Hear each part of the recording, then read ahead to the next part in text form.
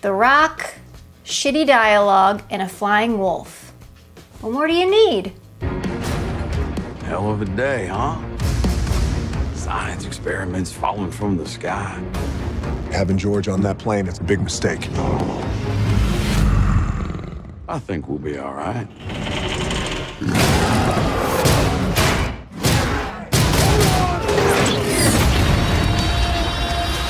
Lindsay here, and this is my review for Rampage.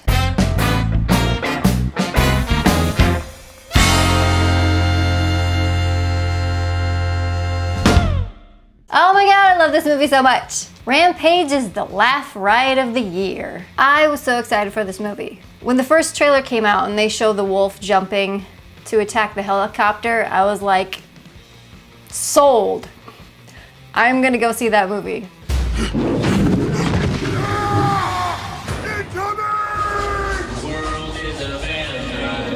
I think the best thing about this movie is that it has absolutely zero subtlety in any aspect. Just no subtlety. They just did not give a fuck with this movie. And that was much to my enjoyment. And I think the reason I liked it so much is because they just kept going. You thought, oh my god, they just did that. There's no way they're gonna do anything else to top that. And nope, they just jump willfully right over the edge and keep going. Well, the movie starts out with kind of a stinger where this nefarious company is doing genetic testing on this space station that's orbiting the Earth. And the test subject, that is a rat, has escaped and killed all the crew except for one person. So she takes the nerve agent gas canisters and jumps on an escape pod, but she blows up on re-entry. So the 3 canisters go tumbling down to Earth. One lands in Wyoming and infects a wolf. One falls in the Everglades and infects an alligator.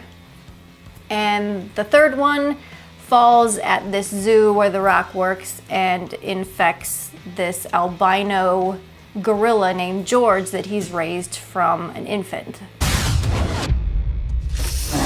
And The Rock and this gorilla George communicate with sign language. I say communicate with a very big grain of salt, because by the end, yeah, they're making hand motions, but they're pretty much just talking to each other. We gotta stop these things before they destroy the city. That's right. Let's kick some ass.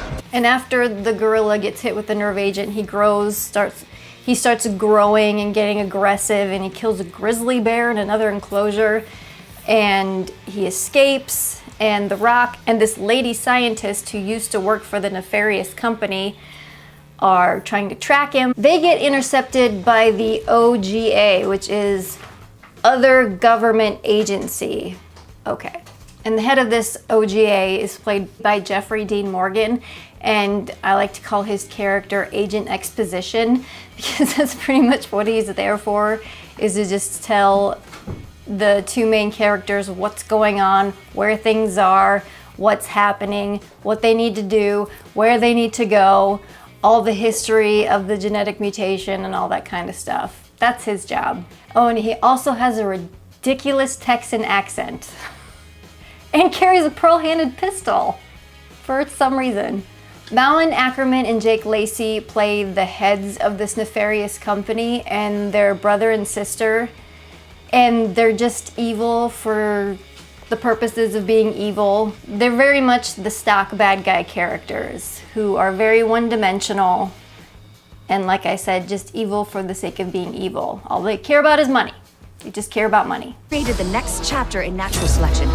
Project Rampage works. And their headquarters is in the Sears Tower in Chicago, and they put an antenna on top of Sears Tower that emits a signal to get these 3 creatures to come to Chicago for whatever reason. They think the military is gonna kill the creatures, and then they can take the DNA tissue and sell it for a bunch of money. None of that stuff even matters. That's just to show that the movie has a plot.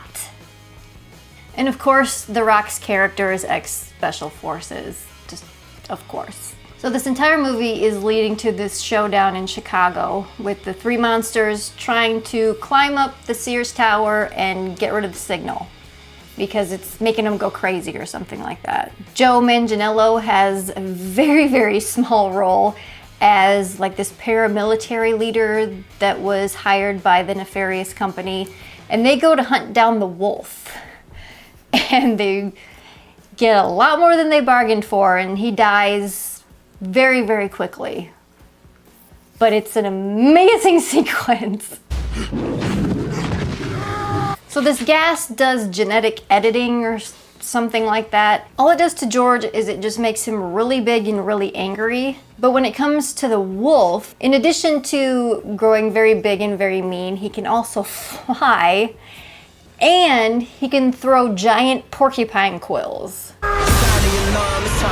The alligator gets enormous, very, very aggressive, has almost like warthog horns, and for some reason it has like flap out things like a Dilophosaurus in Jurassic Park, and it has a club tail like an Ankylosaurus.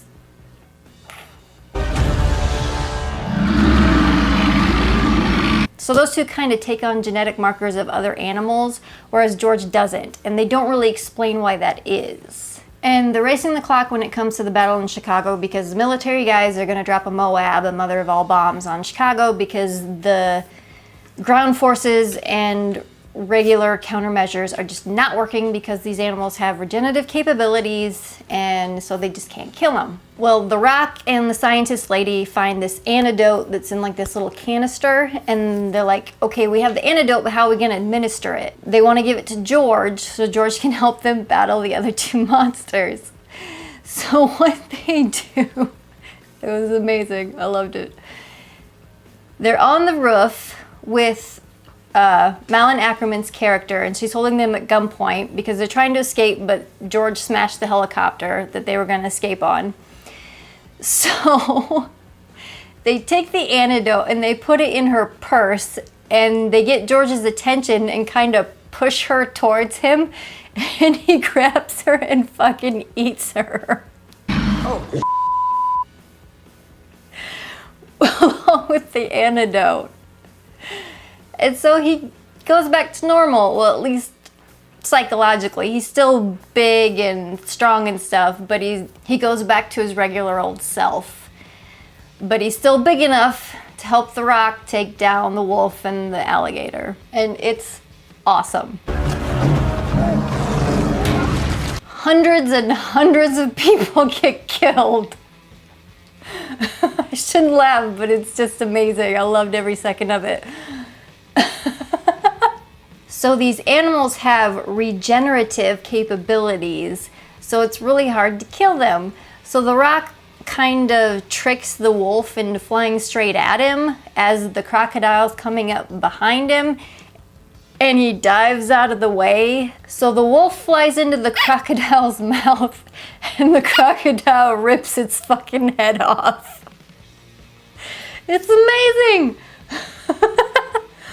So then the wolf's dead, so they gotta kill the alligator, and they fire a bunch of missiles and bullets at it, but what finally kills it is George stabs it through the eyeball with this big eye beam, and I guess he can't regenerate from that, so he's dead.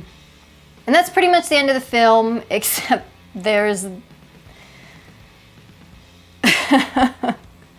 this fucking ending. So, of course, now the scientist lady is a love interest to The Rock, and him and George are talking with their sign language. And at the end, the monkey flips him off and then does this. The monkey does this at the end of the movie. Like, hey, Rock, are you gonna do it with this chick? The monkey actually does this. Yep, and this movie rides a very fine line where they're not purposefully trying to make a so bad it's good movie, because there is some sincerity behind it, but man did they make a so bad it's good movie. The dialogue is corny and terrible and poorly written. The acting is not that great, and there's giant genetically mutated monsters destroying Chicago, killing hundreds of people in the process. And at the end, a monkey does this. It's great. Go see it. I highly recommend it. I loved it. I laughed my ass off almost the entire time, but especially when they feed the bad lady to George. I wasn't expecting that. And the Gorilla George really, really, really looks like Ron Perlman. Like a lot.